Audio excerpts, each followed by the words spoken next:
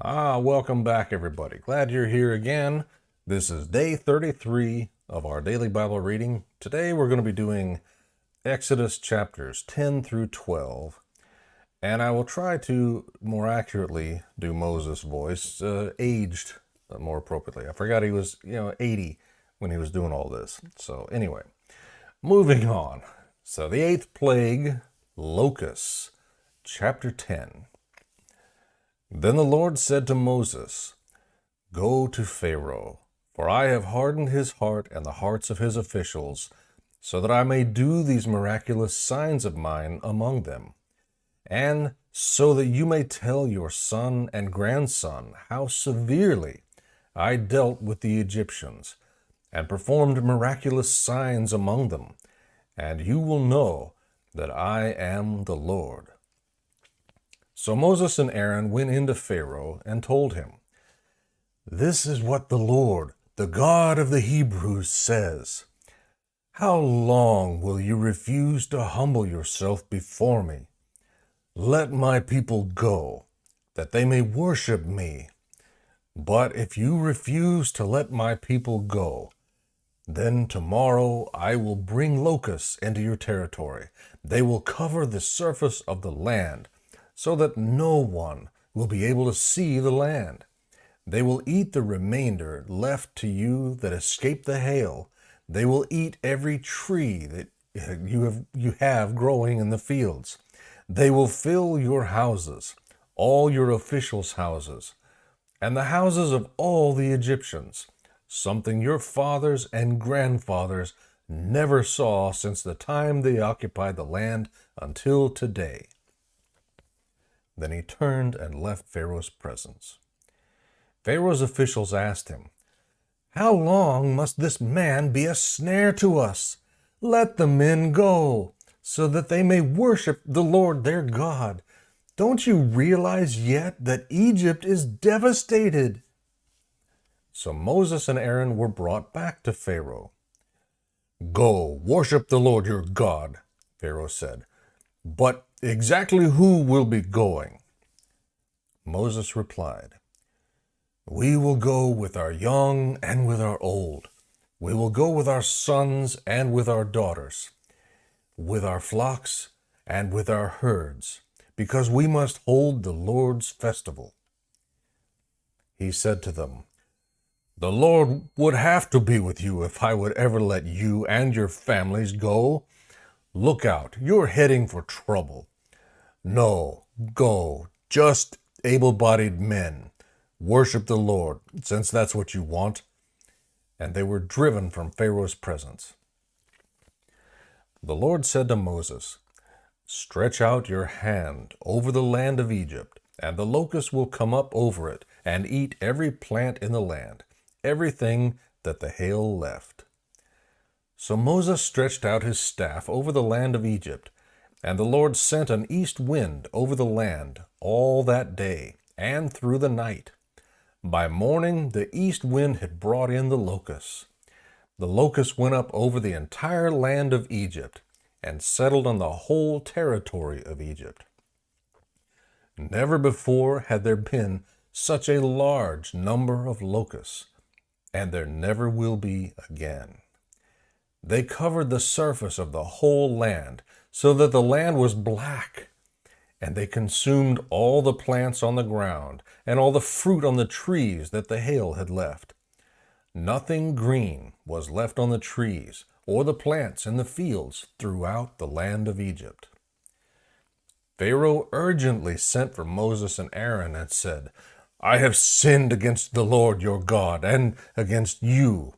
Please forgive my sin once more and make an appeal to the Lord your God, so that he will just take this death away from me."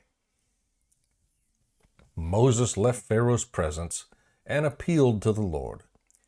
Then the Lord changed the wind to a strong west wind, and it carried off the locusts and blew them into the Red Sea.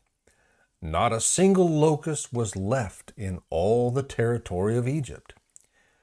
But the Lord hardened Pharaoh's heart, and he did not let the Israelites go.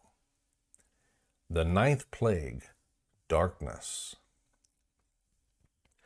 Then the Lord said to Moses, "Stretch out your hand toward heaven, and there will be darkness over the land of Egypt, a darkness that can be felt."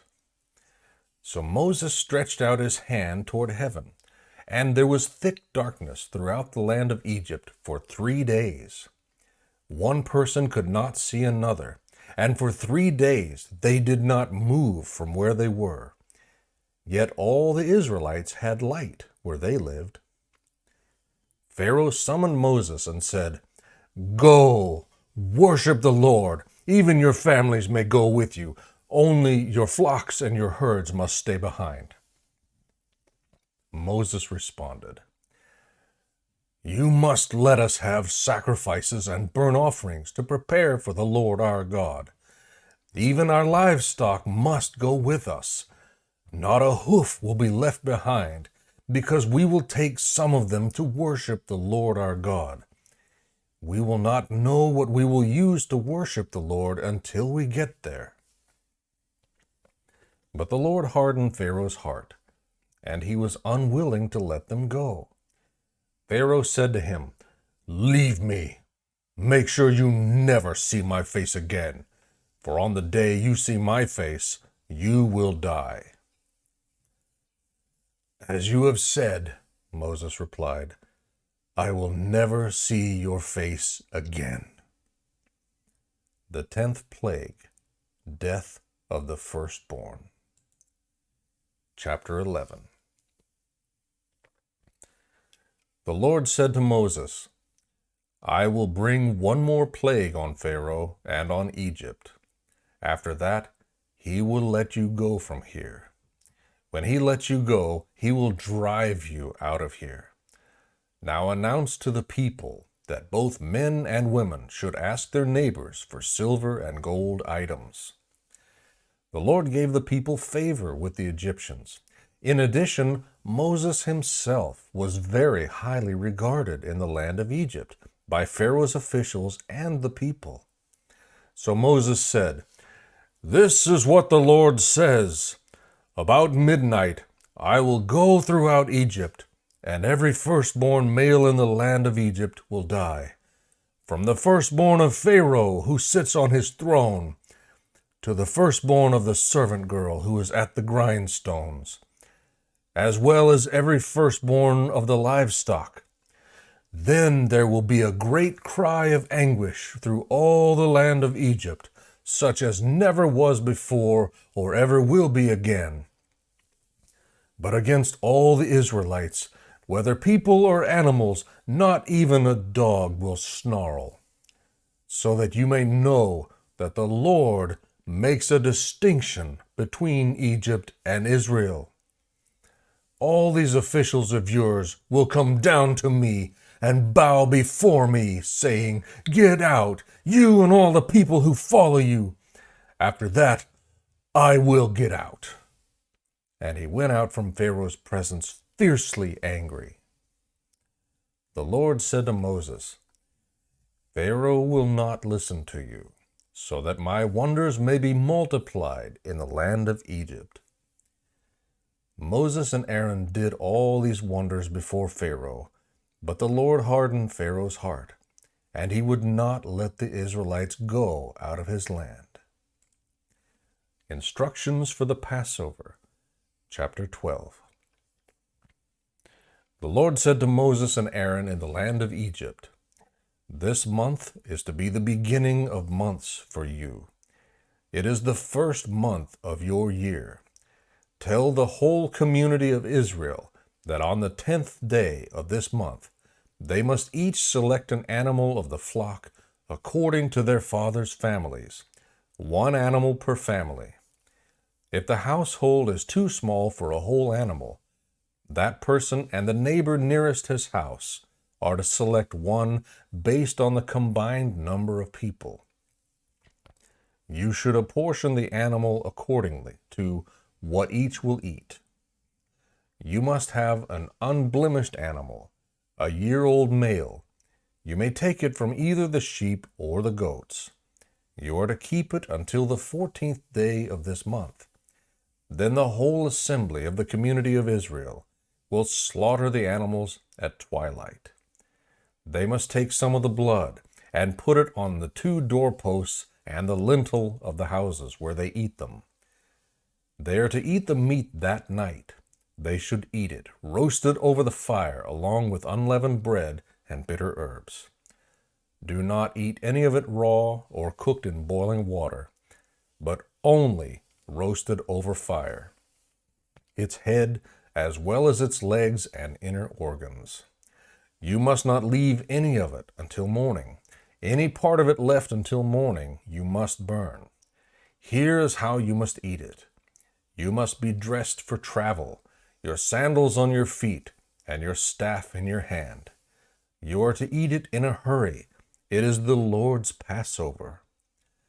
I will pass through the land of Egypt on that night, and strike every firstborn male in the land of Egypt, both people and animals. I am the Lord.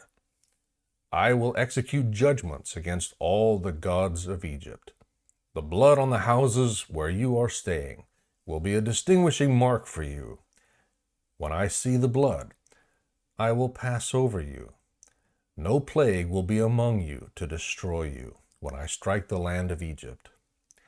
This day is to be a memorial for you, and you must celebrate it as a festival to the Lord. You are to celebrate it throughout your generations as a permanent statute. You must eat unleavened bread for 7 days.